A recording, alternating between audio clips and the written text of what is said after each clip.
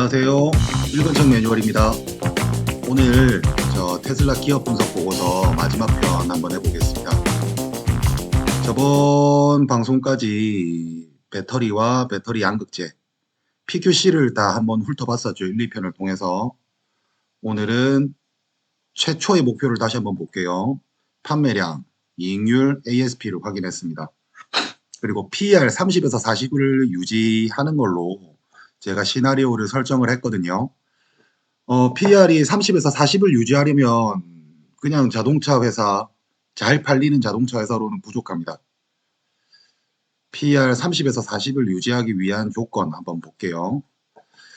현재 테슬라의 PER은 약 40배, 좀 더 내려갈 수 있었는데 이익률이 많이 줄었죠. 그죠? 이 PER이 함정인데, PER이 반토막이 났다고 하더라도 그 이유가 이익이 반토막이 났기 때문이라면 PER은 그대로 유지돼 버리죠. 그런 상황에 약간 좀 빠져 있습니다. 지금 멈춰있는 자동차, 단순 자동차 회사가 아니라 성장주로서의 가치를 받고 있는 거다. 그죠? PER 40배면 그것도 강력한 성장주입니다. 근데 지금 성장이 약간 꺾이면서 꾸준히 성장은 하고 있지만 S커브에서 S자에서 이게 약간 S커브 같이 보이네요. 그죠? S커브에서 이렇게 성장률이 그대로 어느 정도 유지가 된다면 충분히 성장주로서 밸류에이션을 계속 받을 수 있겠지만 여기에서처럼 S자가 갑자기 옆으로 누워버리죠. 그죠? 성장률이. 그렇게 되면 더 이상 성장주로서의 밸류에이션을 받지 못하죠. 현재 글로벌 자동차 제조사의 PER을 한번 보겠습니다. GM이 4.9, 폭스바겐 4, 스텔란티스 3.2, 현대 3.7, 기아 3.6, 도요타가 그래도 가장 큰 자동차 회사로서 그런가 10이나 받고 있네요.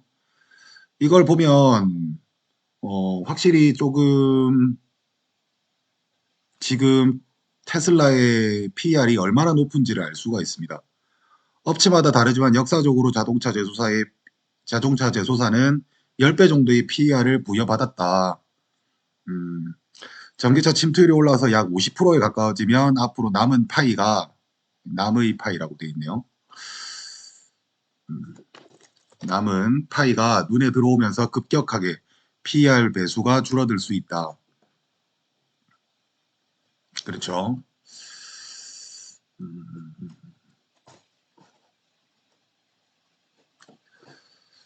마이크로소프트와 애플 주가 그리고 스마트폰 침투율, 인터넷 침투율을 한번 보겠습니다. 침투율 10% 정도에서 꺾여요. 캐짐이라고 그러죠. 이제 얼리 어답터들 그리고 초기 수용자들이 다 어느 정도 받아들이면서 이게 정말 대중화될 수 있느냐 없느냐를 평가받는 시기가 옵니다. 그때 강하게 조정을 받고 이게 정말 대중화가 된다면 2차 도약기를 가지죠. 인터넷도 스마트폰도. 그리고 스마트폰은 지금 성장세가 조금 완만해지고 있지만 아직까지 성장을 하고 있습니다. 이때가 한 19년, 20년 정도 오겠네요. 그런데 인터넷 같은 경우는 어느 정도 약 50% 이상이죠. 여기서도 한 50% 정도 다가오면서 침투율이 어느 정도 유지가 되면서 주가도 옆으로 기어버리죠. 크게 조정을 받거나 옆으로 기어버립니다. 여기 보시면 크게 조정을 받아버리죠. 애플 같은 경우는 물론 침투율이 어느 정도 올라온 상태에서도 자사주 매입이나 다른 사업들을 어느 정도 하면서 다른 사업들로 계속 확장을 하면서 유지를 했었지만 PER을 어느 정도 유지를 했었지만 물론 애플의 PER이 그렇게 높진 않아요. 그렇지만 마이크로소프트 같은 경우는 주가도 옆으로 같이 기어버리죠. 크게 조정받고 옆으로 쭉 기어버립니다. 물론 이후에 최근에 이제 챗GPT라든가 여러 가지로 세계 최고의 회사가 됐지만 말이죠. 그렇기 때문에 이 상태에서 고 PER을 받으려면 자동차 판매 외에 사업에서 가시적인 성과가 필요하다. PER로 다른 사업, 테슬라는 자동차 기업만이 아니다. 라는 그 주장을 PER에 한번 녹여보겠다는 시도입니다. 다른 사업은 에너지 사업이 대표적이죠. 테슬라는 솔라시티를 인수하며 태양광 패널 분야는 외주에 맡기고, 패널은 중국 패널이 너무 세죠. 가격도 낮고요. ESS에 집중하기 시작하면서 23년 전 세계 ESS 시장 점유율 1위를 달성했다. 이게 좀 저도 좀 놀라웠습니다. 물론 ESS 시장 자체가 지금 독과점이나 독점적인 상황은 아니라서 뭐 2위와 차이가 크진 않지만 일단 그런 상태입니다. 22년 하반기부터 캘리포니아에서 40기가와트의 신규 생산 설비가 가동하기 시작했고 24년부터는 상하이에서 40기가와트의 생산 설비가 가동 시작이 예정이다. LFP 배터리를 이용할 계획이고요. 25년 신규 생산 물량이 순조롭게 공급되면 68기가와트가 설치되고 이는 전 세계 점유율 50%를 달성하게 된다. 이거 한번 두고 보시죠. 정말 점유율 50%를 달성하게 될까요? 그러면 테슬라는 정말 ESS, 에너지 기업으로서 밸류에이션을 강하게 받을 수 있을 겁니다. 자, 그리고 ESS의 경쟁력은 에너지 생태계의 경제성, 테슬라 에너지의 BPP 사업 초기 참여자인 호주 AEMO는 가구별 평균 전기요금 최대 20% 감소를 검증했다. VPP라고 하면은 요런 여기 그림을 보시면 아시겠지만 발전소에서 전기차 주인 슈퍼차저 그리고 뭐 집까지 해가지고 서로 가격을 서로 사고 팔고 할 수 있는 거죠. 오토비더. 에너지 가격 합리화 및 거래 수수료 취득이 가능하다. 전기차를 ESS로도 사용이 가능하다. 이게 재밌는 얘기예요. 우리가 지금 전 세계가 생산되는 전기가 부족하진 않거든요. 생산되는 전기가 부족한 것이 아니라 전기는 저장이 어렵기 때문에 과잉 생산이 돼버리면 또 그걸 계속 팔죠. 그거를 계속 버려버리는 경우도 많고요. 그렇게 돼버리기 때문에 이거를 효율적으로 저장해서 사용할 수만 있어도 전기가 모자라는 일이 굉장히 줄어듭니다. 근데 그게 굉장히 어렵죠. 지금 유럽에서 전기가 부족하고 지금 친환경 재생에너지로 너무 급격한 전환을 시도를 하면서 지금 석탄발전소라든가 원자력발전소 폐기를 뭐 한다든가 고려를 했었는데 바람이 안 분다든가 뭐 일조량이 부족하고 저장을 못하면서 지금 블랙아웃이라든가 전기료가 굉장히 많이 올랐다는 얘기가 많이 들리거든요. 이런 것들이 재생에너지로 전환을 통해서 생기는 이제 그린 보틀넥이라고 하는데 이런 문제들이 ESS가 충분히 보급이 되면 이걸 어느 정도 상쇄할 수 있을 거라고 생각하거든요. 물론 진짜 그린 보틀넥은 이런 ESS가 많이 만들어짐에 따라서 ESS에 들어가는 원자재 가격도 오르면서 경제성도 떨어지는 문제가 발생할 수 있지만 일단 좀 더 두고 봐야 될 것 같아요. 이런 식으로 서로 전기가 금융화가 되면 효율화가 훨씬 올라가겠죠. 그렇게 되면 전기에 대해서도 어느 정도 훨씬 더 효율적인 사용이 가능해지면서 이런 테슬라의 에너지 쪽 경쟁력도 거의 독보적으로 변할 수 있지 않나 하는 생각이 좀 듭니다. 태평양의 섬 사모아는 현재 테슬라 태양광 발전과 파워팩에 기반한 오토비더 거래 플랫폼을 이용해 필요한 전력의 100%를 조달하는 데 성공했다. 이게 저 메리츠 증권 김중성 애널리스트의 2020년 자료에서도 제가 본 적이 있거든요. 그걸 지금 계속 확장하는 걸로 알고 있어요. 텍사스로부터도 테슬라는 VPP 인증을 받았으며 텍사스의 파워볼 소유자는 분산 전력원으로 참여하여 파워볼 한 개당 월 $10의 수익을 실현하고 있다. 연간 한 가구당 $500의 수익을 실현한다. 이렇게 되면 전기차를 안 탈 이유가 있을까요? 테슬라 에너지를 안 쓸 이유가 있을까요? 이게 좀 더 대중화된다고 하면. 테슬라 슈퍼차저는 북미 표준 규격이 됐다. 대부분의 자동차 기업이 NACS를 채택했다. 북미에만 약 1.5만 개의 슈퍼차저가 설치되어 있고 전 세계적으로 약 5만 개의 슈퍼차저가 설치되어 있다. 개방하게 될 경우 수익이 10억 달러 미만에서 250억 달러 이상의 수익을 추정하고 있다. 또한 슈퍼차저 네트워크의 확장은 테슬라 차량의 구매로 이어질 것이다. 뭐 최근에 슈퍼차저 인원을 감축했다 이러면서 뭐 슈퍼차저를 포기하는 게 아니냐라고 하는데 이런 알짜 사업을 왜 그만하겠습니까? 들어가는 비용도 슈퍼차저 만드는 데 비용이 크게 들지 않는 걸로 알고 있거든요. 의외로 많이 안 듭니다. 그리고 현재 에너지 매출은 60억 달러, 비용은 49억 달러, 이익은 약 11억 달러. 상당히 알짜인 사업으로 보여요. 에너지 부분 성장률은 54%로 이 성장률을 얼마나 유지해 나가는지가 관건이다. 다음 다른 이제 사업이 FSD 자율주행.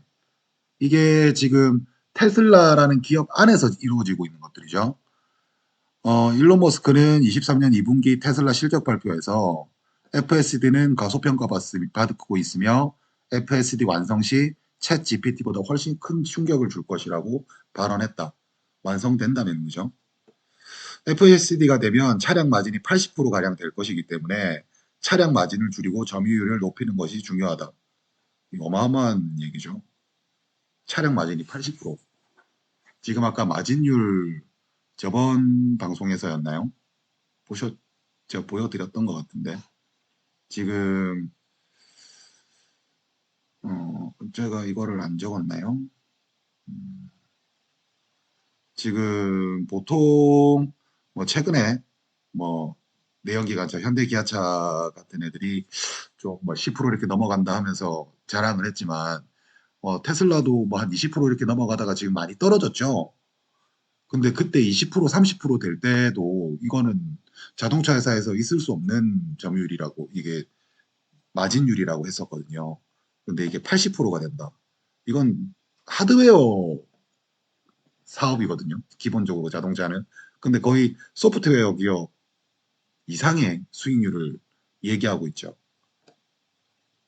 그렇게 되면 더 무서운 건 마진을 줄이고 더 싸게 공급하면서 점유율을 거의 독점적으로 가져갈 수 있겠죠.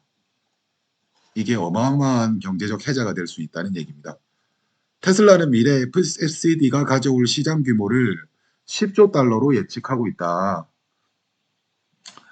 PER 부분은 FSD가 가장 중요한 키포인트일 듯하다.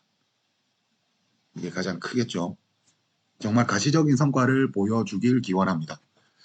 AI 비즈니스를 성공하기 위한 3요소, 거대한 양질의 데이터, 효율적 알고리즘 개발 능력, AI 연산을 위한 저전력 반도체 확보. 양질의 데이터, 어마어마하죠. 점점 빨라지고 있습니다. 달성 시점이 1억 달러까지가 굉장히 오래 걸렸는데 4개월, 2개월, 1개월 만에 데이터는 확보 중이고요. 오토파일럿을 통한 데이터 확보량까지 하면 이미 800억 마일을 넘어섰다. 이제 양질의 데이터니까 조금 더 이 데이터 중에서도 쓸 수 있는 데이터가 있고 못 쓸 수 있는 데이터가 있겠지만 일단 데이터의 양으로 봤을 때 그리고 이 데이터들은 실생활 데이터다 보니까 뭐 다른 기업에서 하는 웬만한 데이터보다는 훨씬 더 양질일 거라고 예상이 되거든요. 테슬라의 E2E 방식, 엔드-투-엔드 방식의 FSD는 스스로 학습하는 만큼 올바른 주행을 하는 자동차의 주행 데이터가 필요하다. 즉 양질의 데이터. 그리고 불특정하고 예상치 못한 엣지 케이스에 대한 데이터도 필요하다. 이를 위해 테슬라는 싱글 스택 방식을 도입해서 데이터를 노조 컴퓨터에게 넘겨 AI 훈련만으로 알맞은 알고리즘을 작성하게 한다. 노조 컴퓨터와 D1 칩이죠. 직접 설계한 D1 칩을 위탁 생산했던 TSMC의 생산 물량을 5,000개에서 1만 개로 늘릴 것을 요청했다. 이거는 20억 달러는 테슬라 기가팩토리 건설 초기 비용보다 많은 금액이다. 이게 이렇게 약간 깨졌네요.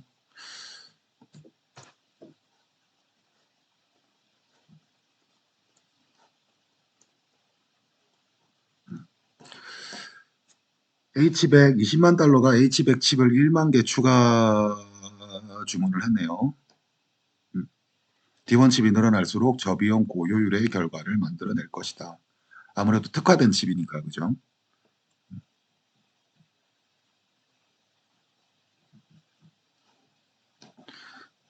이것도 조금 그렇게 됐네. V11에서 V12로 넘어가면서 방식이 바뀌었다. 일일이 규칙을 코드로 직접 작성하는 방식이었다면 V12부터는 소프트웨어 2.0 엔드-투-엔드로 대량의 데이터를 이용해 AI가 직접 학습하는 방식으로 바뀌었다. 요 재밌는 유튜브 영상이 있거든요. 요거 나중에 한번 이거 한번 보셨으면 좋겠어요. 어, 알고리즘으로 그네를 타는 법인데 파란 쪽은 직접 알고리즘으로 짜 넣은 그네 타는 거고요. 여기는 랜덤이거든요. 근데 이걸 어떻게 할지 만들어주고 난 다음에 수세대 동안 계속 하다 보니까 이렇게 뻘짓을 하고 있던 아이들이 마지막에 나면 훨씬 더 잘 타게 되죠. 제가 이해한 건 비전공자인 제가 이해한 건 이런 느낌입니다. AI로 그네 타기 한번 검색해서 보시면 재밌어요.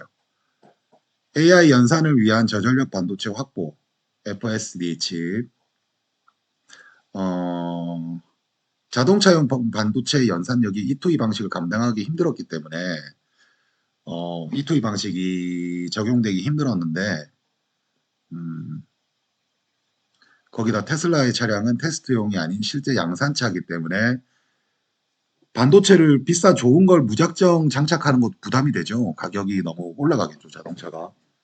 테스트용 차량이 아니니까. 그런데 이를 위해 자체적으로 FSD 칩을 제작하고 1분기부터 24년 1분기부터 사용 중입니다. 1세대 칩보다 3배 이상 좋고 8대의 카메라에 필요한 추론 컴퓨팅 전력이 약 100W에 불과하다고 언급했다. 자율주행 프로젝트들의 대부분이 동일한 문제로 실패한다. 현실 데이터 수집의 어려움. 1번 자율주행 데이터 수집 그리고 차량의 높은 가격. 데이터 수집 차량의 높은 가격.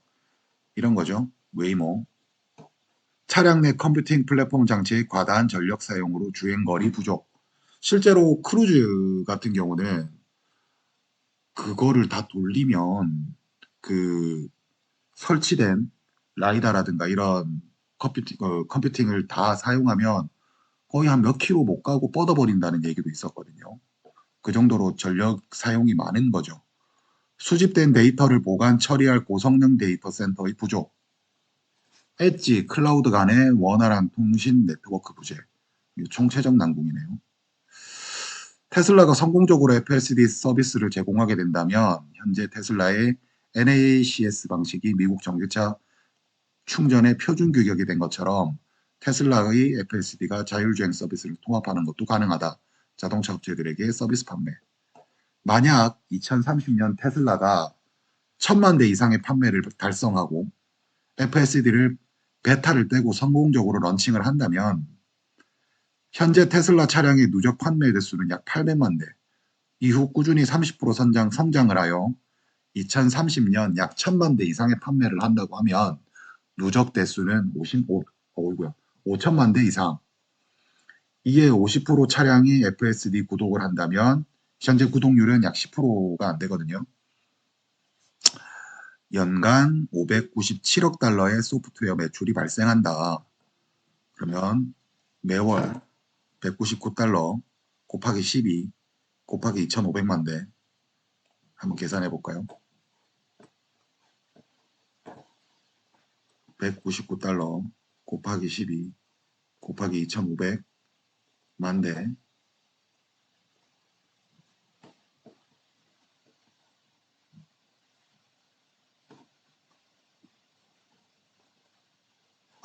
실수했다.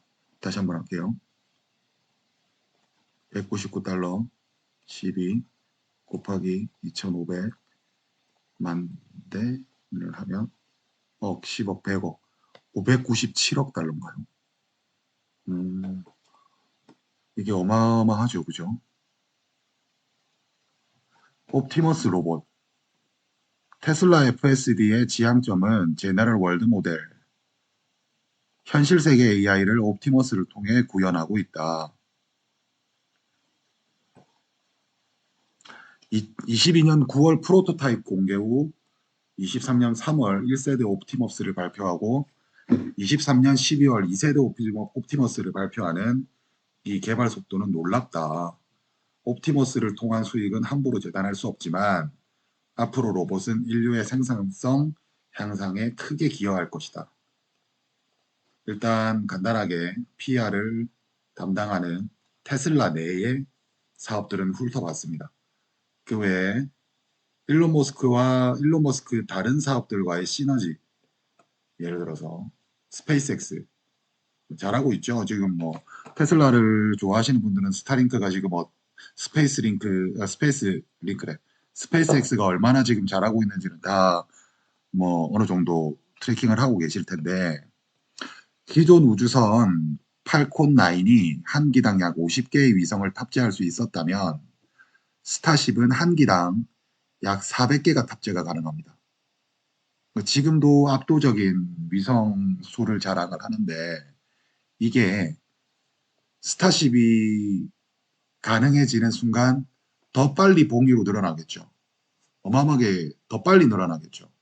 그렇게 돼버리면 우주는 북극이나 남극도 마찬가지지만 누구의 영토가 아니기 때문에 내가 먼저 깃발을 꽂으면 그게 그 사람께 되는 겁니다. 먼저 사용하고 있으면 그 부분이 자기가 우선권을 가지는 거예요. 그렇기 때문에 이렇게 지금 빨리 위성을 깔고 저궤도에 위성을 배치하고 있으면 나중에 그 후속 주자가 그걸 뺏기가 굉장히 어렵죠. 물론 뭐 위성이 교체될 수도 있고 하지만, 그런다고 했을 때 이거 자체도 굉장히 독점적인 해자가 될 수 있죠. 재미있는 게 또한 달에서 광물 채취 허가를 받은 상황이다. 히토류 등 광물 채굴 가능성이 있다. 뭐 조금 먼 얘기지만 이럴 가능성도 있다는 얘기입니다. 전 세계 낙후 지역에 인터넷이 가능하게 되면 더 많은 인재가 나오게 되고 인류의 생산성 향상과 인류의 구매력에 증가하게 될 것이다. 지금 70억 인구 중에 교육을 제대로 받고 지금 인류 생산성에 기여할 수 있는 가능성을 가진 인구가 몇 명이나 될까요? 절반 이상은 힘들지 않을까요? 근데 그 사람들이 어 조금 뭐 피시하지 못한 말이지만 1세계, 2세계, 3세계로 나눈다면 1세계로 그 3세계 사람들이 들어오게 된다면 제대로 된 교육을 받고 뭐 금융적인 지원을 받게 되고 뭐 한다면 그 사람들이 일으킬 생산성 향상은 어마어마하겠죠. 그 사람들이 우리보다 조건이 그래서 그렇지 뭐 자질이나 재능이나 뭐 타고난 것들이 부족해서 기여를 못하고 있는 것들이 아니잖아요. 기술을 통해서 인류 발전, 인류가 더 좋은 방향으로 나갈 수 있게 이바지를 하는 거죠. 그 다음 사업이 보링 컴퍼니. 터널 굴착 회사라기보다 지하 고속도로가 목표다. 라스베가스 지하의 지하로프 상용화 중이다. 이거 저는 좀 궁금하긴 한데 자율주행이 이루어지면 동일 시간에 가동되는 차량 대수는 많아질까 줄어들까? 조금 궁금하긴 해요. 근데 일단 상용차라도 우리 도로에서 지하로만 이동할 수 있도록 만들어준다고 하면 훨씬 더 도로는 쾌적해지겠죠. 설령 자동차 대수가 많아진다고 해도, 그죠? X, 트위터죠. 트위터의 데이터는 테슬라의 데이터와 함께 도조를 통해 훈련한다. 이후 테슬라의 로봇, 옵티머스 차량 등의 언어 기능에 도움을 줄 수 있다. 또한 테슬라 제품에 대한 광고 효과가 있다. 뉴럴링크, 최근 사지가 마비된 사람이 뉴럴링크를 통해 컴퓨터를 조작하는 시험에 성공했다. 동물의 본능을 관장하는 변연계, 그리고 고등동물에서 나타나는 지성을 담당하는 신피질. 신피질은 인간에 이르러서 인간의 뇌의 외적으로 발전, 인터넷, 핸드폰, 이를 더 확장하고 효과적인 제어를 통해 AI 시대를 대비하기 위함이 뉴럴링크의 창립 목적. 이게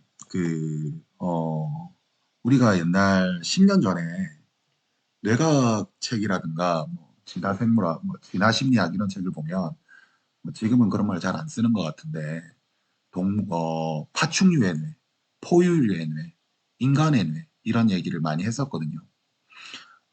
그게 이제 변연계는 보통 이제 변연계를 파충류의 뇌, 우리가 본능적인 부분을 담당하는 부분을 얘기하는 거고요. 본능이라고 표현하니까 이제 진짜 전문가분들은 무슨 말도 안 되는 설명이냐 하실 수도 있지만 예를 들어서 밤길에 뭔가가 슥 지나갔다고 느끼면 순간적으로 판단하고 도망가게 하는 그런 것들이 담당이죠. 거기서 만약에 산에서 호랑이를 만나는데 저게 호랑이인지 아닌지 정확하게 확인하고 도망가려고 하면 벌써 죽겠죠. 그죠? 우리가 원시 시대 때는 굉장히 중요한 부분이었습니다. 우리가 주식을 하면서 주가가 급락을 할 때 아무 이성적인 생각을 하지 않고 패닉해서 팔아버리는 패닉셀이 일어나는 것도 변형계의 반응인 거죠.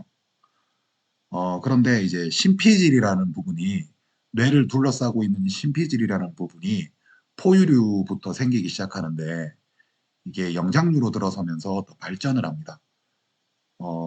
포유류는 뇌의 표면이 맨들맨들하지만 영장류는 그렇지 않죠.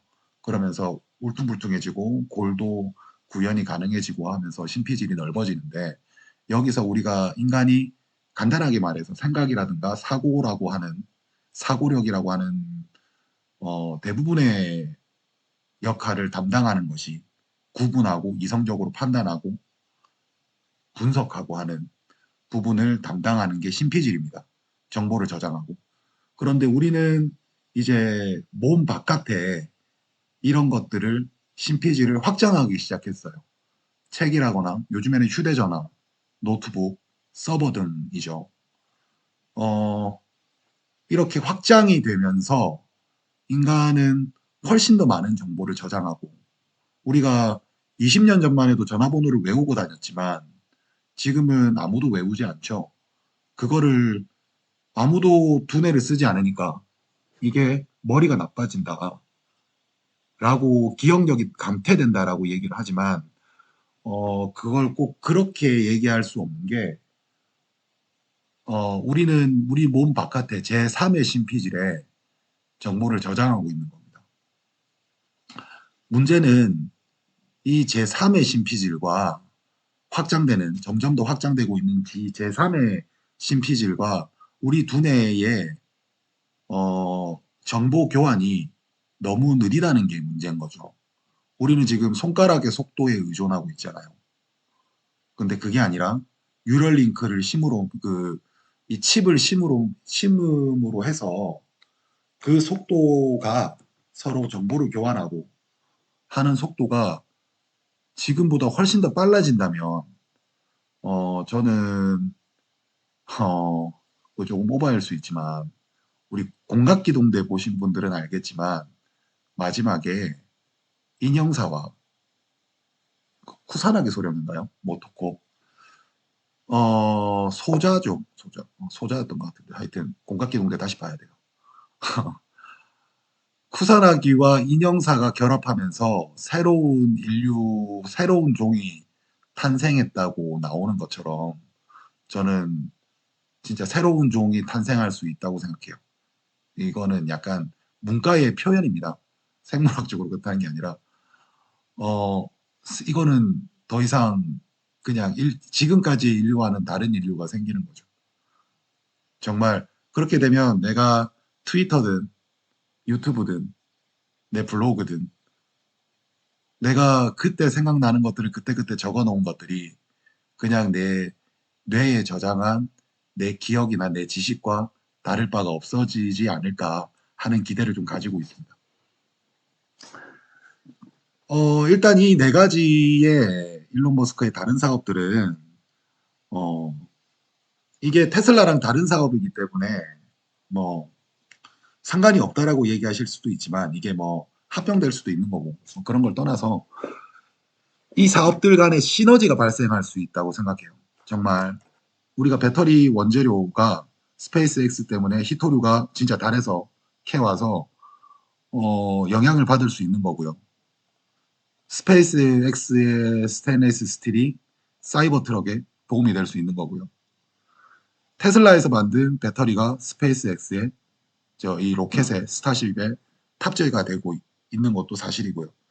보링 컴퍼니와 테슬라의 시너지, 트위터와 테슬라의 시너지, 뉴럴링크도 마찬가지죠.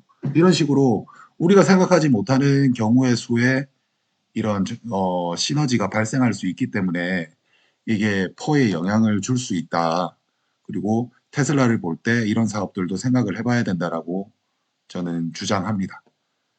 자, 여기서 이제 한 장 요약이라고 했는데 이게 한 장 요약이 아니라 거의 마지막 에필로그 느낌의 글인데요. 현재 테슬라는 2020년 이후 지속적으로 흑자를 내기 시작한 이후 처음으로 주가 성장률이 EPS 성장률보다 낮은 상황이다. 요게 처음으로 흑자를 제대로 지속적으로 낼 때와 주가를 0으로 같이 동일하게 놓고요. 거기서부터 성장률을 확인한 거거든요. 그래프로 그려본 겁니다. 제가 요거를 제작한 그래프거든요. 주가 성장률 그래프가 빨간색이고 파란색이 EPS 성장률입니다. 지금은 이번에 이제 실적 나온 거를 다시 대입해야겠지만 주가 성장률보다 EPS 성장률이 더 높은 상황이에요. 주가가 저평가됐다고 저는 생각합니다. 이는 누군가에게는 거품이 정상화된 것으로 보일 것이고 누군가에게는 저평가로 보일 수 있다. 테슬라라는 기업은 분명히 갈 길이 멀다. 그들의 사업은 일견 허무맹랑해 보이는 지점도 분명히 있다. 그렇기에 이 기업 분석 보고서는 2030년에 근거 없는, 이게 중요합니다. 근거 없는 개인적인 가정을 점으로 찍고 그 지점에 가기 위한 조건들을 생각해 본 것이다. 그 지점을 가기 위한 조건들이 매우 많다. 테슬라는 그만큼 해야 할 것들이 많다. 거기다 그 하나하나들이 만만치 않은 조건들로 보인다. 그것들이 불확실성으로 보이는 투자자들은 테슬라 투자를 위험하게 바라볼 수 있다고 생각한다.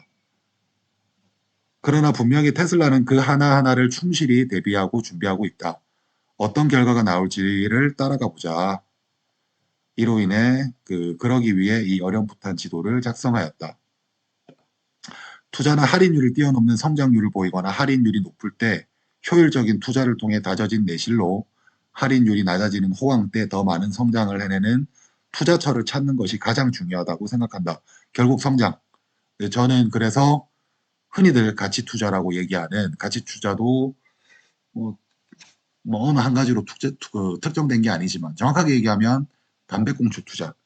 성장하지 않는 기업이 저평가됐을 때 사고 제값을 받으면 파는 그런 투자를 좋아하지 않습니다. 현재 높아진 금리와 그에 따른 수요 부진 등 테슬라의 성장성을 의심케 하는 요건들이 많지만 테슬라는 이런 시점에 적절한 투자를 통해 펀더멘탈을 강화하고 있다. 아까 뭐 이렇게 얘기했죠. 전력의 금융화 VPP. 이들이 서로 유기적으로 협업하는 것으로 보인다. 이러한 준비들이 가시적인 성과를 내고 금리가 지금보다 내려오고 산업이 호황을 맞이하는 시점에 더 많은 산업의 파이를 가져갈 수 있을 것으로 생각한다. 그러니까 그런 겁니다. 결국 할인율보다 높은 성장을 해낼 것이냐. 저는 그게 가장 중요하다고 생각해요. 그리고 비록 지금은 못 그런다 하더라도 적절한 현금 흐름을 가지고 적절한 현금 보유를 가지고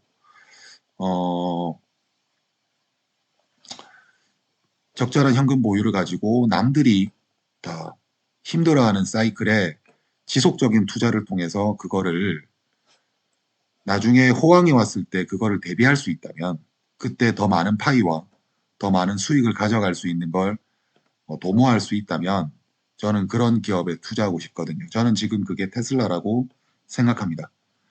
캐즘은 치킨 게임의 성격을 띠고 있고 그 시기가 지났을 때 살아남은 승자들이 시장을 장악하게 된다. 이때 중요한 것은 테슬라 같은 다음 호황을 준비하는 역량이다. 저 이거 되게 좋아하는 책이거든요. 필립 피셔의 위대한 기업에 투자라 해서 얘기했던 건데 이걸 한번 읽어보시면 좋을 것 같아요. 이제 블로그에 따로